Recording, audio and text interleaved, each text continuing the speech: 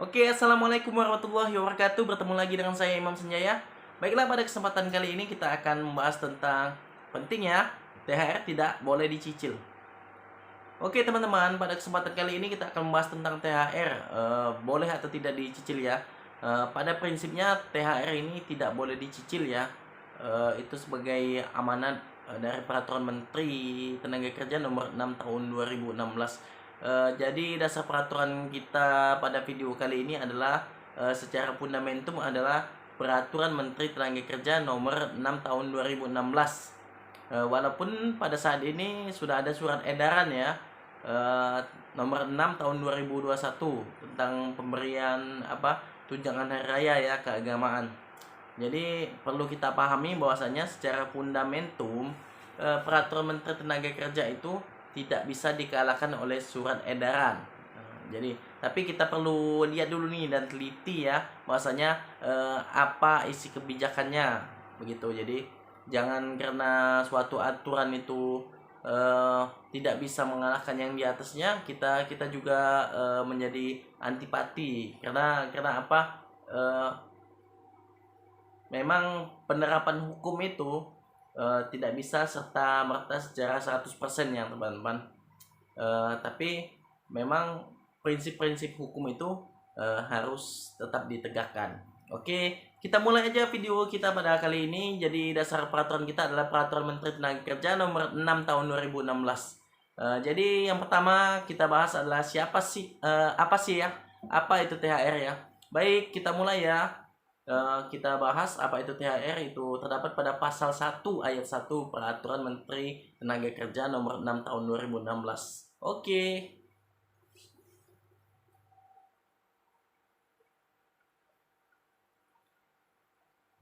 Pasal 1. Dalam peraturan menteri ini yang dimaksud dengan 1.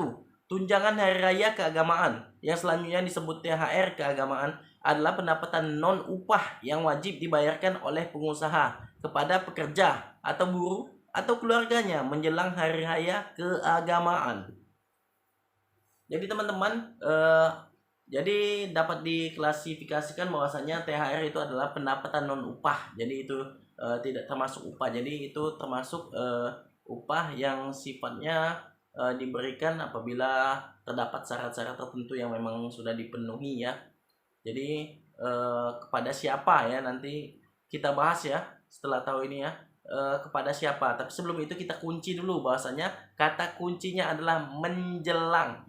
Berarti menjelang itu adalah sebelum. Jadi kalau misalnya setelah hari raya keagamaan diberikan itu kalau secara hukum itu tidak bisa disebut dengan tunjangan hari raya ya. Baik, kita bahas ya yang kedua itu siapa yang menerima THR.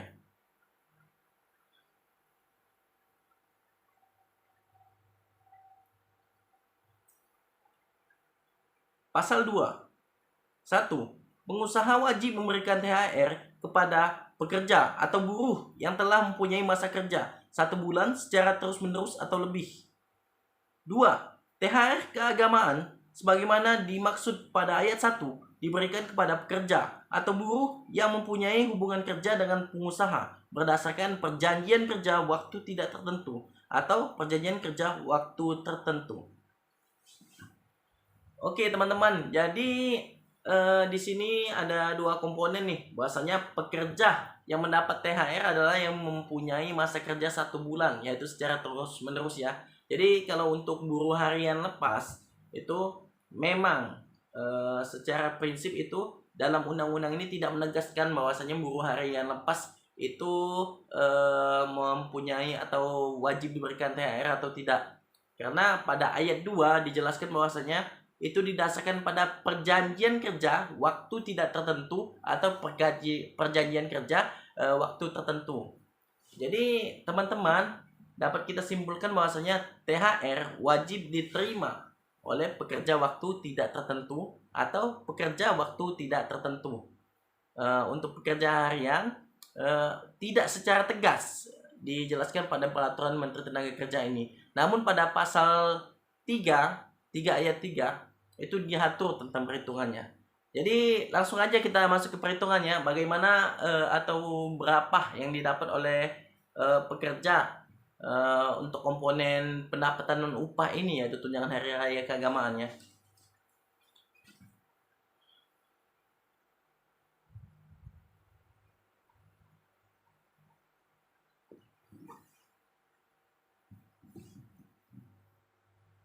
Bab 2. Besaran dan tata cara pemberian THR keagamaan. Pasal 3. 1. Besaran THR keagamaan sebagaimana dimaksud dalam pasal 2 ayat 1 ditetapkan sebagai berikut. A. Pekerja atau buruh yang telah mempunyai masa kerja 12 bulan secara terus-menerus atau lebih diberikan sebesar 1 bulan upah. B. Pekerja atau buruh yang mempunyai masa kerja 1 bulan secara terus-menerus tetapi kurang dari 12 bulan diberikan secara proporsional sesuai masa kerja dengan perhitungan masa kerja dibagi 12 dikali 1 bulan upah. Jadi teman-teman, syarat untuk mendapat THR secara penuh itu ialah telah bekerja 1 bulan, 1 tahun secara terus-menerus ya, 1 tahun secara terus-menerus. Jadi 1 tahun secara terus-menerus itu dia bekerja maka mendapat dengan nilai tunjangan itu sebesar 1 bulan upah ya. Jadi upah itu komponennya adalah upah ditambah tunjangan tetap gitu. Jadi kalau tunjangan tidak tetap itu tidak termasuk komponen dari upah ya. Jadi perlu digarisbawahi bahwasanya tunjangan hari raya itu enggak semua yang didapat dengan tunjangan tetap dan tidak tetap, tapi hanya dengan upah dan tunjangan tetap saja.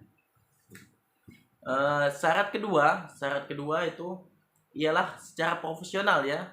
Apabila dia tidak mencapai 1 tahun atau 12 bulan ya bekerja secara terus-menerus, maka dibagi secara proporsional. Misalnya nih kita bekerja selama 6 bulan nih, pendapatan kita itu 1 bulan itu upah kita, pendapatan kita itu sebesar 3 juta rupiah. Jadi cara menghitungnya ialah 6/12 dikali 3 juta. Jadi sekitar 1.500.000 ya. Jadi pada prinsipnya tunjangan hari raya ini dapat diberikan secara penuh apabila 1 tahun bekerja terus menerus, dan apabila tidak sampai 1 tahun maka secara profesional. Apa proporsional? Proporsional sesuai dengan masa kerja, yang mana masa kerja itu sudah lebih dari 1 bulan berturut-turut. Jadi kita kembali ke syarat tadi ya, itu pasal 2 ayat 1 bahwasanya diberikan kepada pekerja yang sudah 1 bulan berturut-turut bekerja secara terus-menerus ya. Jadi minimal 1 bulan dan dia maksimalnya 12 bulan atau 1 tahun dia akan mendapat penuh. Tapi apabila dia belum 1 bulan dia tidak mencapai. Jadi minimalnya 1 bulan. Untuk mendapat penuh dia 12 bulan. Sebelum 12 bulan dia proporsional. Jadi kuncinya itu aja. Jadi sebelum 1 bulan tidak dapat, setelah 1 bulan proporsional, setelah 12 bulan itu secara penuh. Jadi memang dalam undang-undang ini diberikan suatu hitungan yang memang telah dicontohkan dengan matang. Jadi kita bisa mengecek apakah tunjangan hari raya kita itu sesuai dengan pendapatan kita atau tidak. Baik, langsung aja ya kita masuk ke buruh harian ya. Itu bagaimana cara menghitungnya ya. Karena tidak ditegaskan dalam pasal yang lalu apakah buruh harian itu dapat atau tidak. Tapi pada pasal ini ada cara menghitungnya. Oke, lihat nih.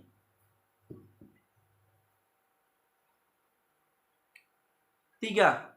Bagi pekerja atau buruh yang bekerja berdasarkan perjanjian kerja harian lepas, upah 1 bulan sebagaimana dimaksud ayat 1 dihitung sebagai berikut.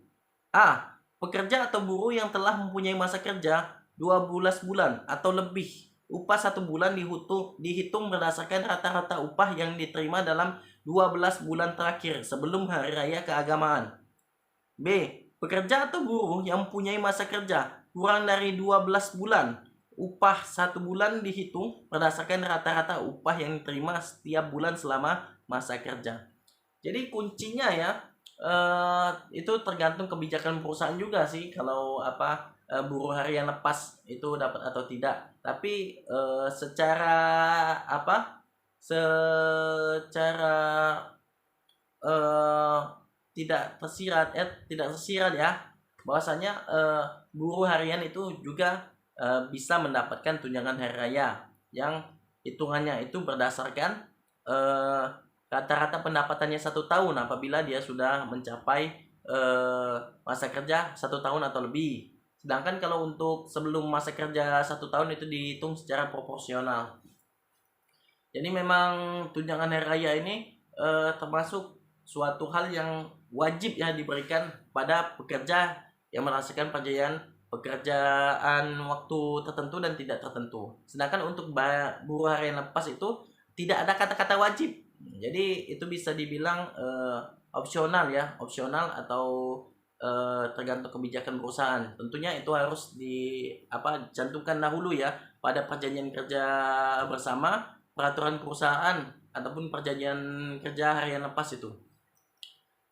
Oke, jadi kita masuk ke pembahasan kita ya, inti pembahasan kita ya. THR tidak boleh dicicil. Jadi apa sih yang melandasi dasar kita mempunyai opini hukum bahwasanya THR tidak bisa dicicil? Baik, langsung aja kita lihat ya.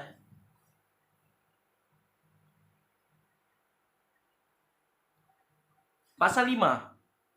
1. THR keagamaan sebagaimana dimaksud dalam pasal 2 ayat 1 diberikan 1 kali terhadap dalam 1 tahun sesuai dengan hari raya keagamaan masing-masing pekerja atau buruh. Jadi kita kunci nih kata-katanya. Bahasanya THR itu diberikan 1 kali. Jadi 1 kali itu menunjukkan bahwasanya tidak ada pemberian yang kedua pada tahun yang sama ya. Jadi harusnya kita kunci di situ bahwasanya THR itu tidak boleh dicicil. Jadi pasal 1 ayat 1 menegaskan itu dengan kata menjelang. Sedangkan pada pasal 5 ayat 1 menjelaskan itu dan menegaskan itu dengan kata-kata 1 kali. Jadi kuncinya menjelang dan 1 kali. Jadi kapan ya kita masuk ke ke pokok bahasan selanjutnya. Jadi apakah THR ini bisa dicicil? Jawabannya adalah tidak. Dan kapan itu diberikan? Baik, langsung aja kita lihat ya dasarnya.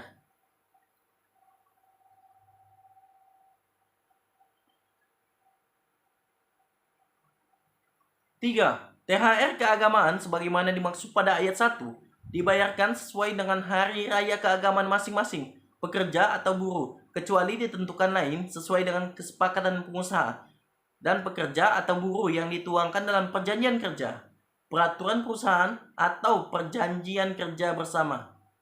4. THR keagamaan sebagaimana dimaksud pada ayat 1 dan ayat 2 wajib dibayarkan oleh pengusaha paling lambat 7 hari sebelum hari raya keagamaan. Jadi secara prinsip dan fundamentum bahwasanya itu diberikan sebelum hari raya keagamaan masing-masing, yaitu batas waktunya itu 7 hari sebelum. Tapi dalam praktek di negara kita biasanya itu diseragamkan dengan hari raya agama yang mayoritas ya, dan dengan tenggat waktu 7 hari sebelum hari raya agama mayoritas ya.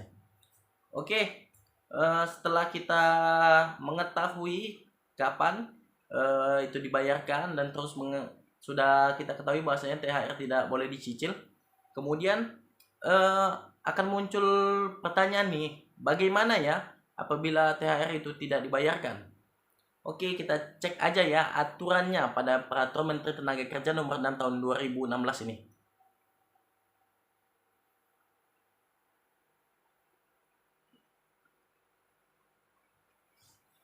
Bab 4. Denda dan sanksi administratif.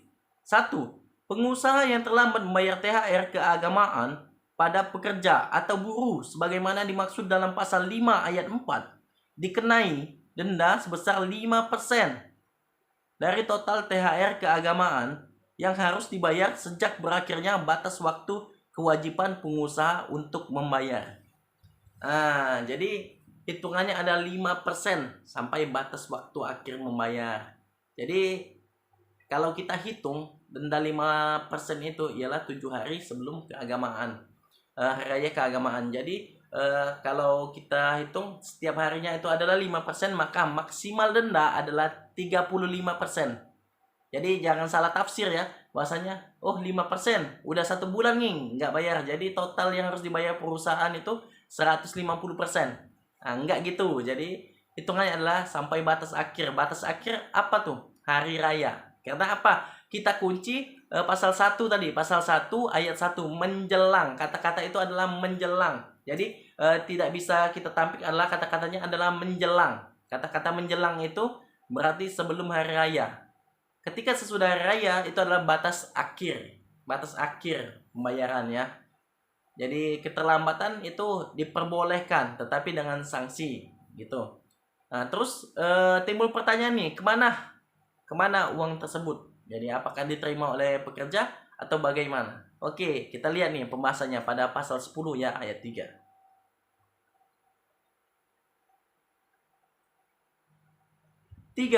Denda sebagaimana dimaksud pada ayat 1 dikelola dan dipergunakan untuk kesejahteraan pekerja atau buruh yang diatur dalam peraturan perusahaan atau perjanjian kerja bersama. Jadi denda itu dikelola, kata-kata dikelola. Jadi terdapat pada perjanjian kerja bersama dan peraturan perusahaan. Jadi muncul nih pertanyaan, bagaimana jika tidak diatur dalam peraturan perusahaan atau perjanjian kerja bersama? Nah, jadi denda ini bisa diatur atau dikelola oleh serikat pekerja atau serikat buruh, dan bisa juga oleh perusahaan tersebut ataupun oleh pekerja itu. Karena undang-undang ini tidak mengatur apakah denda itu memang harus diterima oleh pekerja, hanya ada kata dikelola. Dikelola itu bisa banyak orang yang mengelolanya, bisa serikat buruh apabila dia diwakili serikat buruh, karena itu pada perjanjian kerja bersama nih. Kalau dia peraturan perusahaan namun tidak pada perjanjian kerja bersama, maka peraturan perusahaan itu, maka yang mengelola denda itu adalah perusahaan itu sendiri. Tapi apabila tidak diatur dalam perjanjian kerja bersama ataupun peraturan perusahaan, maka itu berarti uangnya itu masuk ke kantong dari pekerja itu sendiri. Jadi menurut hemat saya bahwasanya apabila tidak diatur dalam perjanjian kerja bersama ataupun peraturan perusahaan, maka denda sebagaimana pasal 10 ayat 1 itu 5% itu masuk ke kantong dari pekerja. Mungkin ada yang berpendapat lain, mungkin bisa ditambah ya pada akhir video ini di komentar ya. Baik, kita udah tahu nih. Jadi bahwasanya terdapat sanksi administratif ya. Dan dalam peraturan yang lain, peraturan Menteri Tenaga Kerja nomor 20 tahun 2016 itu diatur juga pada pasal 8, 9, dan 10 ya, tentang pengenaan sanksi administratif tentang THR ini. Baiklah, sebagai selayang pandang ya, kita akan bahas.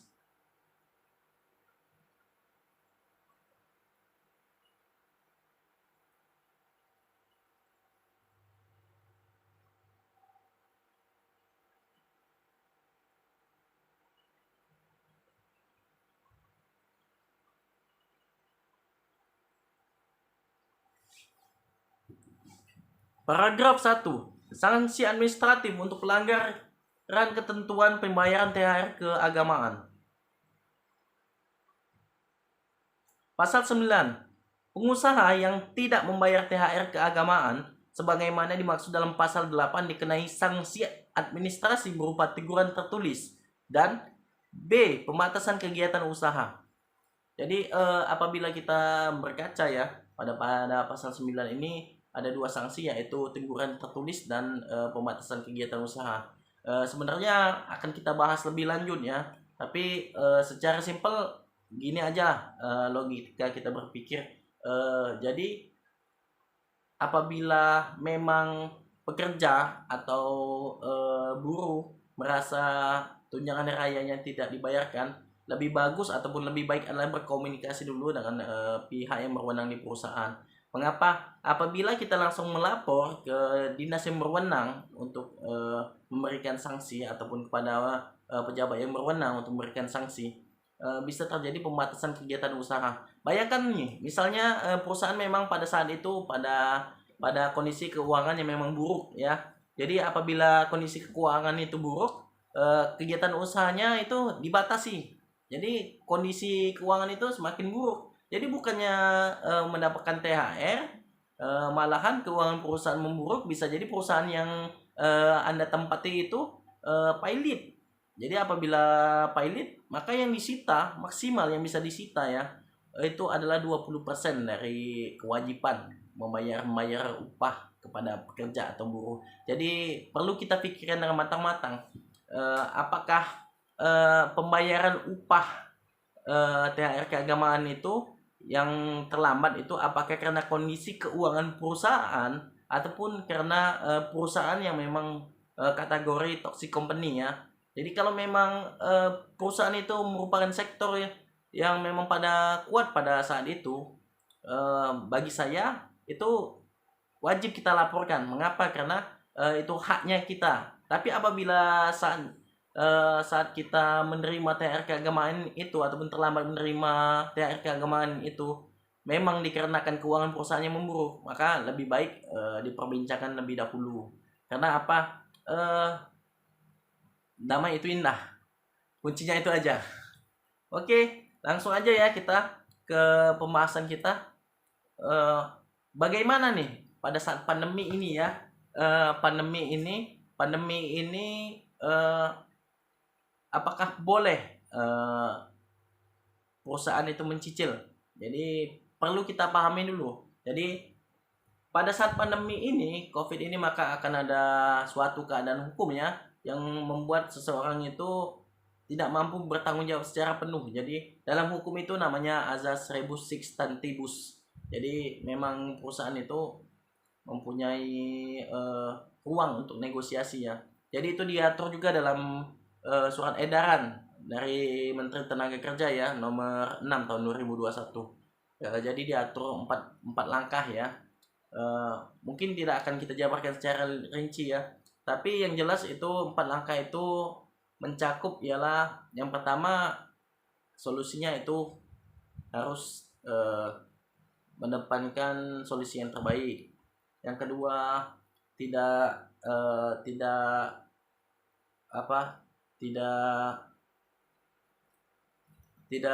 membuat suatu pelepasan kewenangan tanggung jawab. Dan yang ketiga itu pencatatannya itu sebelum hari raya Idul Fitri. Mungkin tidak akan kita bahas lebih lanjut, mungkin akan kita bahas lebih lanjut di video selanjutnya ya. Sekian ya dari saya, cukup dari saya, dan semoga video ini bermanfaat. Jadi apa namanya, keceplosan ya video ya. Gara-gara bentar lagi mau raya Idul Fitri nih. Jadi cukup video ini ya, semoga bermanfaat. Jangan lupa klik like, share, dan subscribe video ini ya. Saya juga mengucapkan selamat menunaikan ibadah puasa bagi yang menjalankan, dan jangan lupa mengedepankan negosiasi dalam pembayaran tunjangan raya keagamaan. Oke.